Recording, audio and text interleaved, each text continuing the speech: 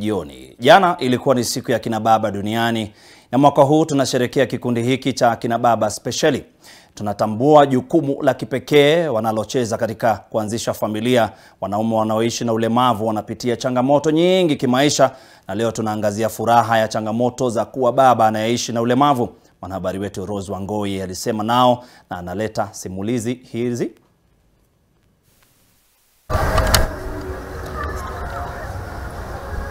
My name is Daniel Shisia. I'm a person with albinism, a father of two beautiful girls, one with albinism. I was raised by a single mother because my father ran away, and since then up to now I've never seen my dad. When there is a conflict in the family, I would hear them call me, "Why are you putting here this dog here? It would go to where it's supposed to be." But later on, I was able to understand and realize that I was different from them. When first I got a child with albinism, it was a shock on my side because I had not been educated that I can get a child with albinism. And also the wife also was shocked, but later on, she embraced the child and we were happy as a family. Now I get you. I remember when our firstborn was now in that realization, there were so many questions, and she would ask me, "Why is it that, Dad, I'm like you and I'm not like Mom?" So I had to explain to her, and she was able to understand with time, and she accepted now who she is. We got a child who has no albinism, a girl. She turned 3, and we know such questions will come now from her. She'll start to ask, "Why is it that, Dad, you are like my sister? And why is it that I am like my mother?" So we are already preparing ourselves to answer those questions once they start coming out. So it is my duty to love both of them equally, to bring them together so that they may know that they are sisters, and that is my duty as a father, to ensure that they are protected and they have good life.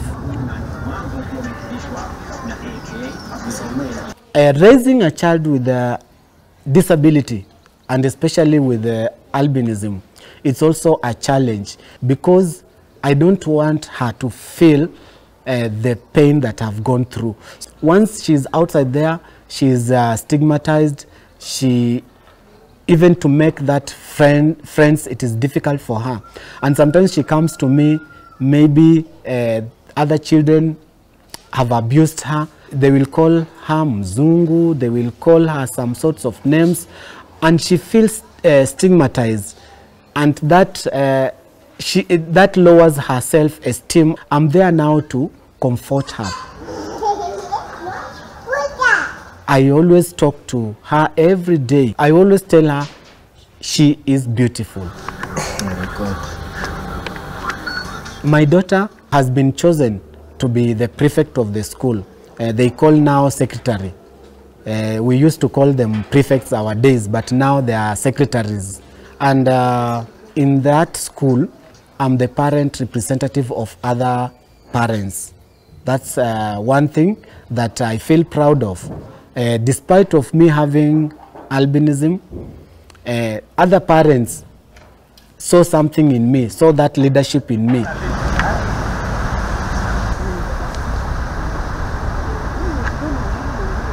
My name is Isaac Manyonge. My dad married many women because he wanted a boy child. So I happened to be the second born to my mom and the firstborn boy to my mom.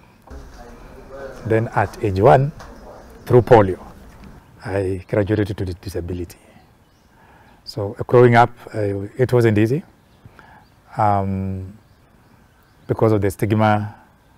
Even my mom many a times wanted to go back home because the co-wives could not understand why she has brought a person with a disability within the family. something that they'd never witnessed. So they associated it with a curse, a bad omen. Anytime my mom ran to my grandmother's place, my father did not allow her to go with me because I was that boy that my dad wanted.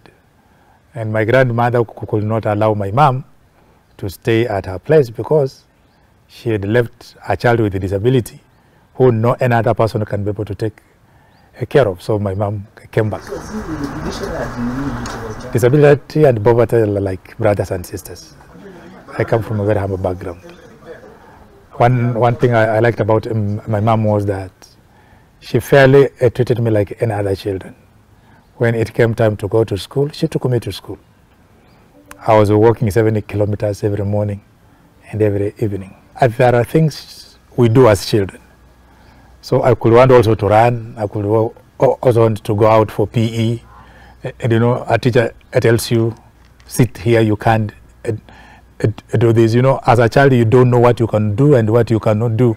I was clever in class. I was number 1 from class 1 to class 8. I was even index number 1. I wanted to be a lawyer. So the discussion was, what cause can a person with a disability to do? And the thing was that the only work that a person with a disability can be able to do while he's seated, it is accounts. And so I went into accounting because it was a disability-friendly career.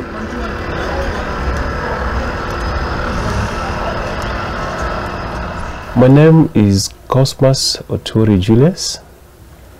I'm a visually impaired person. We call ourselves VIP. My disability is acquired through road accident that happened 2018. After the accident, the doctor said all the retinas got detached. I've actually undergone so far 6 surgeries, but none has given me back the sight. You've lived with your sight all along from the time you were born, you know, and then all of a sudden you lose your sight. It was not easy because one thing I can remember very well, I was very, very bitter with everybody and everything around me. It could not make sense. Nobody could make sense to me because I'm the one who's wearing that shoe. I remember the worst thing was getting to depression. Most of the time I was just indoors, actually crying and trying to like now, which is the best way to go with this life. To a certain extent, I actually even developed suicidal thoughts around twice.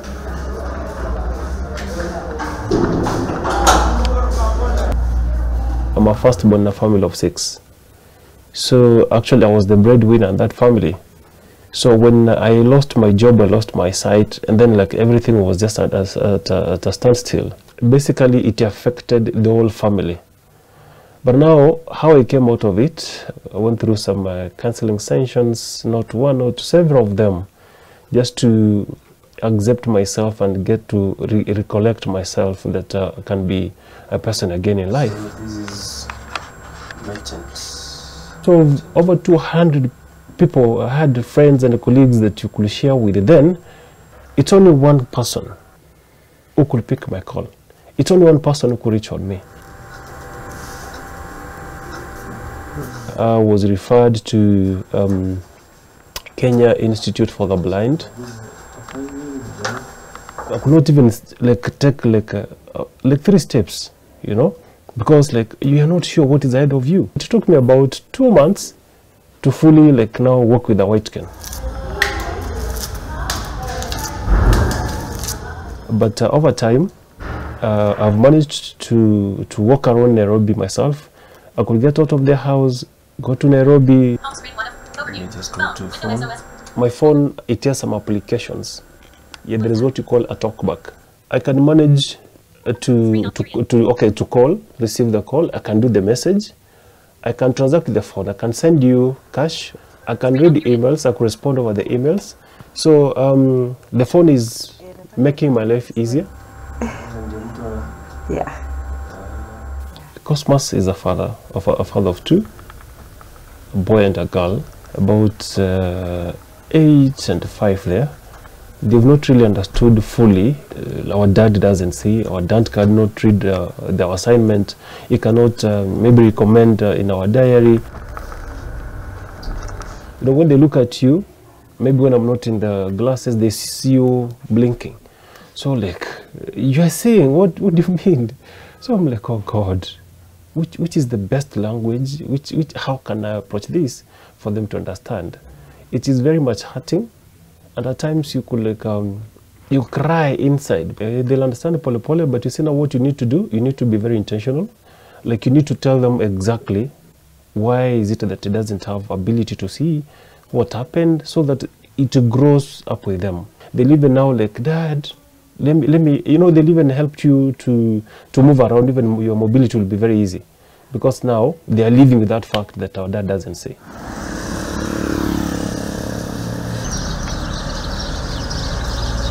Kwa majina naitwa Peter Ouma Mwanza. Mimi mzazi wa watoto 4 na kaanga hapa Mathare. Na mimi ni mlemavu. Na ulemavu wangu ulipatikana na ugonjwa wa polio. Mimi nililema nikiwa na miaka 2. Baba yangu alikuwa kipofu, hakuwa anaona. Na sasa mamangu ndiye alikuwa tegemeo kwa kila kitu. Sasa ni mengi sana niliona hapo. Na mama tena akaaga akatuacha na baba nikiwa class 7. Kalao babangu alikufa 99. Vile niliingia Nairobi, kila mtu alinikataa. Aliniuliza utaenda wapi, unaingia utaishi na nani? Kwa sababu ya ulemavu wanaona wewe, mimi ni mlemavu, mimi ni mzigo kwa, hakuna kitu nitafanya. Sasa kila mtu alikuwa ananitoroka. Vile niliona mimi naye nimeshafika Nairobi na mimi ni mwanaume, nikasema acha ikae vile itakaa. Nikawa nalala nje, nikawa nakula ile kitu yoyote yenye nimepata. Kini kwa uwezo wa Mungu nikaingilia kazi ya kuuza sweet kwa barabara. Na hiyo sweet ndiyo inanilea mpaka saa hii.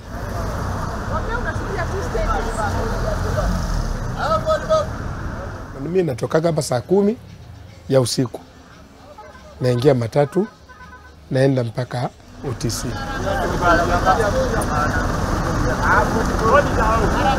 Unaweza kuwa hata kama mimi mlemavu nikienda kupanda gari, wanaona kama nawachelewesha sana. Wao wanaweza piga gari na waondoke, au waseme pita wewe, toka hapo kwanza watu waingie kwa sababu wako na haraka. Wanaona mimi kujifuta mpaka niingie kwa gari, wanaona kama nawachelewesha.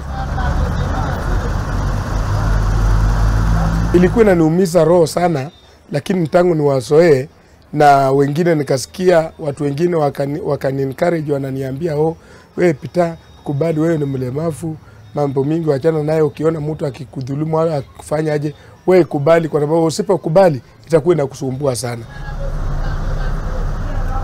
Na wengine kulingana wenye tunajuana wananitreat vizuri, hata wakiona watu wakiwa kwa mlango wanaambianga tokeni pita ingie kwanza. Serikali ilisema ya kwamba mlemavu yoyote anafaa shukie gari mahali popote, akisema ni hapa wanamshukisha hapa. Lakini unaona alisema hivyo, lakini sasa mimi nikishukia mahali fulani, conductor na driver wanaweza kuwa na roho ya kunishukisha, lakini nikishashuka tu hivi polisi wanawashika, wanasema hakuna stage hapa. Lakini ilisemekana ya kwamba mlemavu akisema anashukia hapa, mshukishe hapa, kwa sababu labda ni ule mlemavu mwenye hawezi songa na hapo ndio anaishi. Sasa wakimshukishia hapo, kuingia kwa nyumba ni rahisi. Unaona? Lakini sasa vitu kama hiyo tunaona ilipuuzwa. Nafanyia kazi hapo OTC ya kuuza tu hiyo sweet. Nilianza hii kazi mwaka ni kama miaka 15 saa hii. Nilianza nikiwa Kaangware. Hapo tunakuanga na target ya wale watu wenye wanaenda kwa soko, wananuanga sweet sana na biscuit. Upande wa kuomba hata tuna watu wengi sana walikuwa wananiconvince Oh, hakuna kazi hapa yenye unafanya, usifanye kazi yenye unaona watu wanaomba. Hii kazi iko na pesa. Sijua watu wenye wanaomba wako mpaka na maplot. Sio fanya kazi hii, acha na hii kazi ngumu. Hii kazi haina pesa. Ingia kazi ya kuomba. Lakini mimi niliona mambo ya kuomba ni kazi ndio kulingana na wenye wanaitambua kama kazi. Lakini mimi naona ni kama ni kazi ya madharau. Nimeoa nikiwa na hiyo kazi. Na hiyo kazi ndio imenilelea watoto mpaka sasa hivi.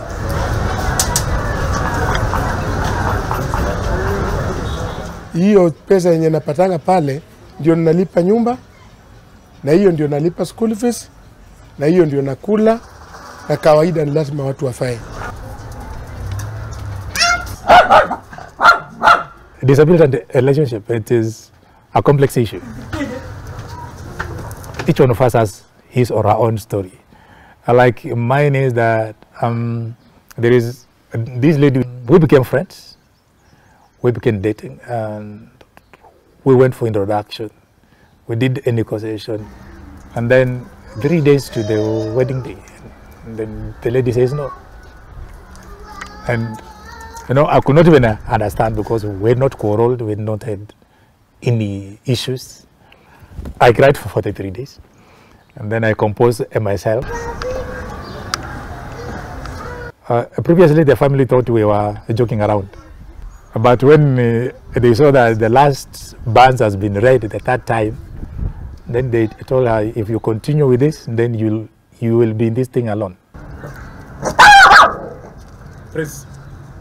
And then we met with this one, we will begin to date. With the experience I had, I went into this one with open-ended. Either it will work or not work.